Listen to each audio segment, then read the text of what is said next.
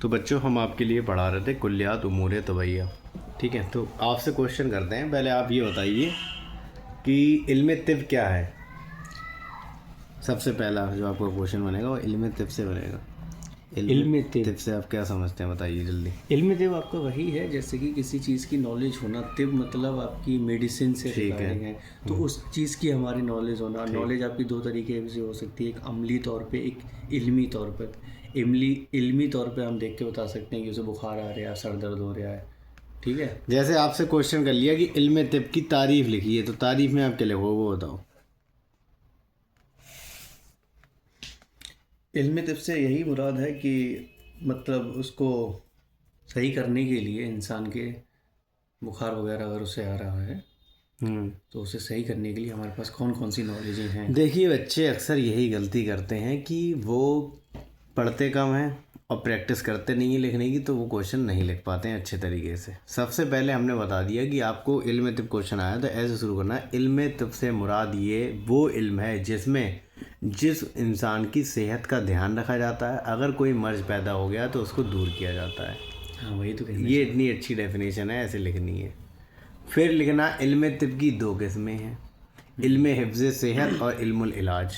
यानी या तो सेहत की हिफाजत करनी है या इलाज करना है, मर्ज पैदा हो गया है। फिर इल्मी एतबार से इसकी दो किस्में, तिब्ब इल्मी या नज़री या तिब्ब अमली। इल्मी क्या है, मसलन जैसे किसी को बुखार है तो उसको सर दर्द होता है, उसका टेम्परेचर बढ़ा हुआ होता है, उसको प्यास की शिद्दत होती है, ये तुम्हारा तिब जो है इल्मी वाला है, यानी तुम्हारे पास नॉलेज है।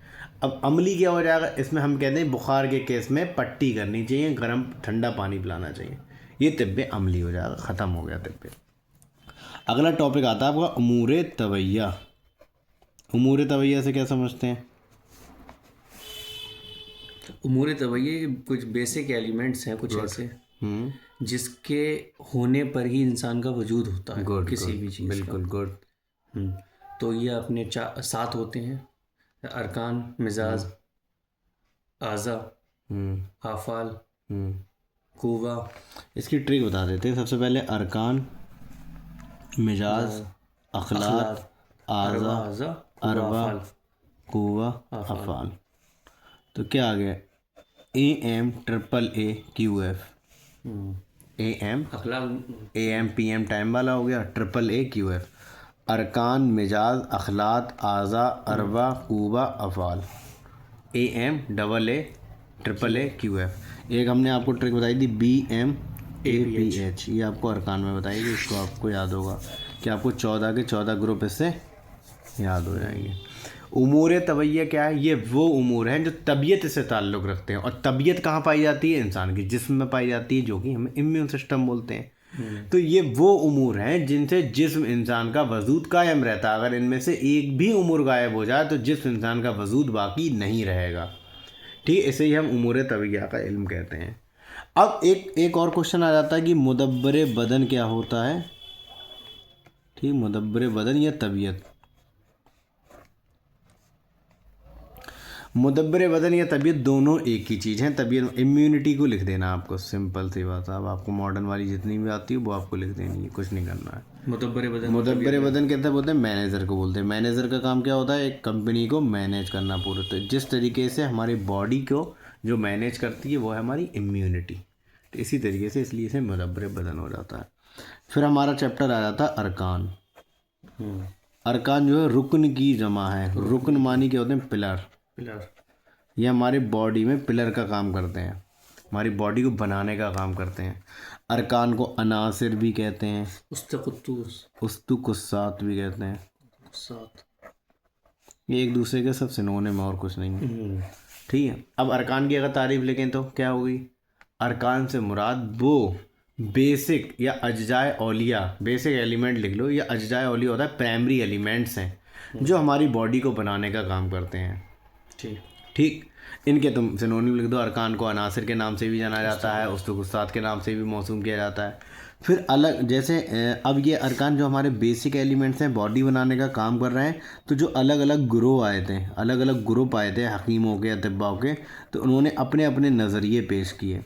यानी पहले ग्रुप ने कहा कि बुखार ही एक ऐसा वाहिद अनासिर है जिससे पूरी दुनिया बनी है। दूसरे ने कहा मिट्टी है, तीसरे ने कहा आग है, चौथे ने कहा पानी है, पाँचवें ने कहा हवा है, छठे ने कह दिया मिट्टी आग है, सातवें ने कह दिया मिट्टी पानी है, आठवें ने कह दिया मिट्टी हवा है।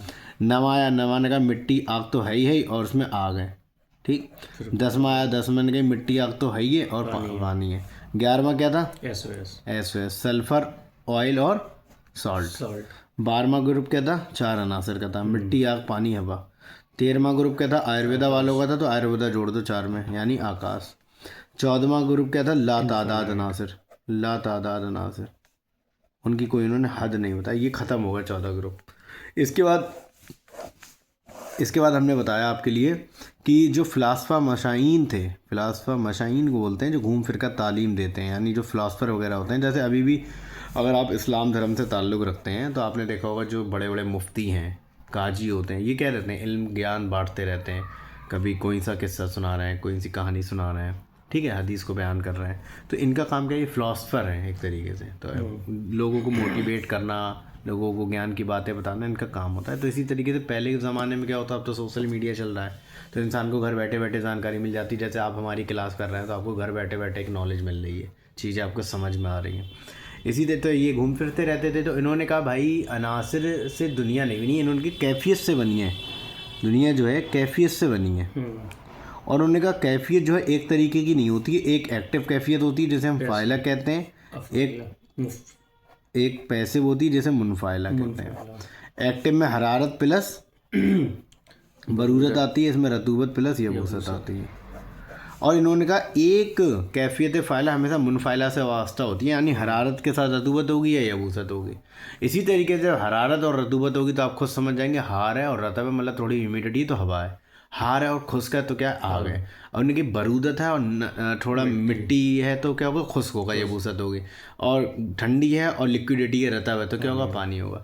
तो इन्हीं कैफियत के, इन्हीं चारों को मुरक्कब फॉर्म में पाई जाती हैं कैफियत। या तो हार रतब होगी, हार याबिस होगी, बारिश रतब होगी या बारिश याबिस होगी। तो इन्हीं जब मुरक्कब कैफियत बन जाती हैं तो कोई ना कोई मादे का निर्माण हो जाता है। ये हमने पढ़ा। इसके बाद हमने पढ़ा जो अनासिर हैं उनका तबई मुकाम क्या है। अनासर का तबई मुकाम यानी जो जनरली कहाँ पाए जाते हैं। सिंपली कुछ नहीं करना, आपको एक गोला बना लेना है जिसमें सबसे भारी जो होगा वो सबसे अंदर होगा, सबसे हल्का होगा वो सबसे बाहर होगा।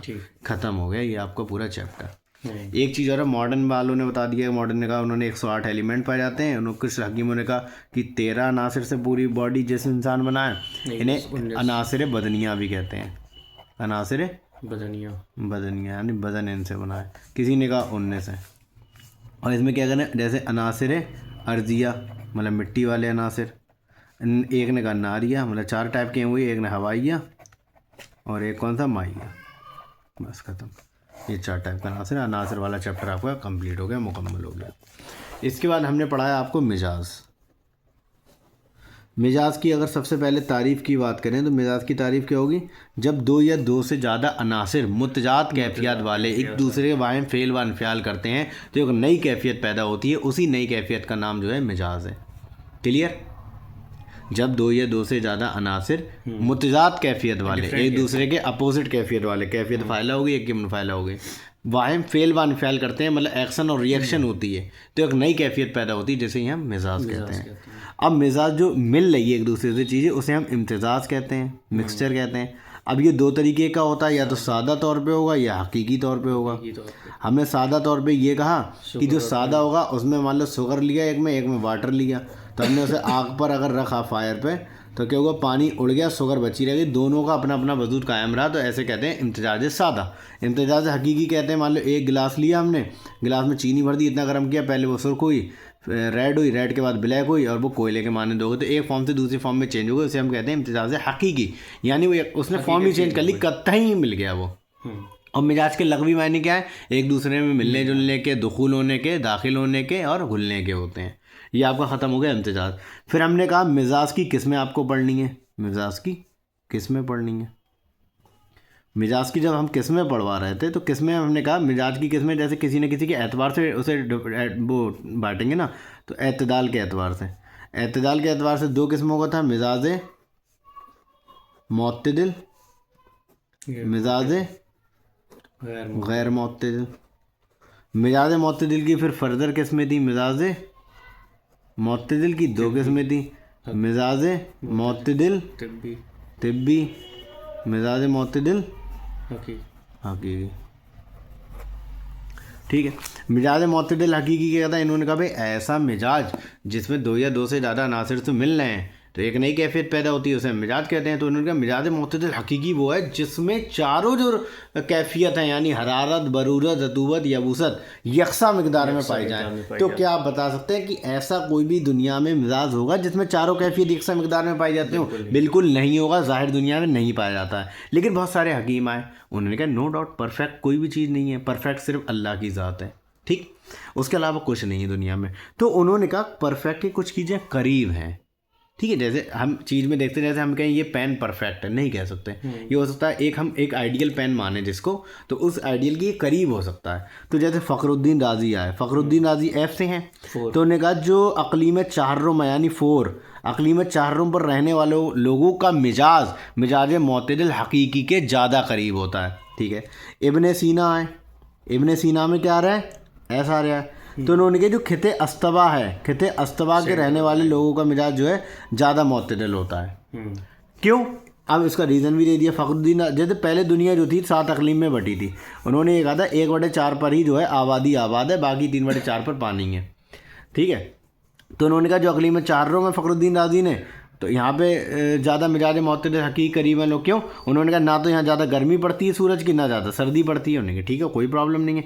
इब्ने सीना आ गए, इब्ने सीना ने कहा भाई जो खिते अस्तवा है, इक्वेटर लाइन है, इस पर ज़्यादा लोगों का मिजाज मुतदिल करीबी है। क्यों? उन्होंने कहा यहाँ पर केवल एक ही जैसा मौसम रहता है, मौसम में तग़य्युरात नहीं होते हैं, चेंजेस नहीं होते हैं, इसलिए उनका मिजाज भी चेंजेस नहीं होता, तो एक जैसा यकसा मिजाज उनका बना रहता है। तो इसीलिए उन्होंने कह दिया जब किसी भी चीज़ का एकसा यानी एक जैसा मिजाज बना रहेगा तो भी मिजाज मुतदिल हकीकी के ज़्यादा करीब होगा।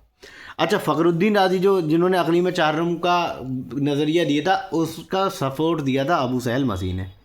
बस ख़त्म हो गया ये बात, ठीक है। अब एक चीज़ और आपकी आ जाती है, ठीक है। दूसरी चीज़ आपकी क्या आ जाती है? दूसरी चीज़ आपकी ये आ जाती है कि जो दुनिया थी पहले 7 अक़लीम में बांटी थी, जो जदीद जोग्राफिया दान आए यानी जो जोग्राफिस्ट होते हैं भाई, तो नक्शा वगैरह तैयार करते हैं, जोग्राफी आपने पढ़ी होगी अगर 12th में 10th में जो भी है व्हाटएवर। तो उसमें उन्होंने कहा कि भाई पहले इन्होंने हर तरफ उन्होंने कहा दुनिया नॉर्थ पोल पर भी है, साउथ पोल पर भी है। यहाँ पे हम शुमाली बोलते हैं, इसे जुनूबी बोलते हैं, ठीक, इसे जुनूबी बोलते हैं। उन्होंने कहा दोनों तरफ है। उन्होंने कहा ये मुंतक़ा हार्रा है, ठीक है, दोनों तरफ हार्रा हो गया। फिर उन्होंने कहा हार्रा के बाद मुतदिला है, मंतक़ा मुतदिला, ठीक है। फिर उन्होंने कहा उसके बाद बारिदा है, ठीक है, बारिदा ठंडा है। नॉर्थ और साउथ पोल पर ठंडक रहती है ना, फिर उसके बीच में नॉर्मल है, फिर बीच में इक्वेटर लाइन जो है एकदम सूरज की जैसे परपेंडिकुलर किरणें पड़ती हैं, वहाँ पर उन्होंने कहा कि एकदम हार रहा है, फिर मुतदिल है, नॉर्मल है, फिर बारिद है, फिर ये शुमाली नॉर्थ पोल और साउथ पोल हो गए। तो इन्होंने मॉडर्न एतबार से डिफाइन कर दिया थोड़ा ऐसे आगे बढ़ के। तो ये आपका पूरा रिवीजन क्लास थी, तो हमने शुरू से लेके आप तक को पूरा रिवीजन करा दिया। अब जो है इसी लेक्चर के बाद आपका नेक्स्ट टॉपिक इसके बाद स्टार्ट करेंगे, ठीक है।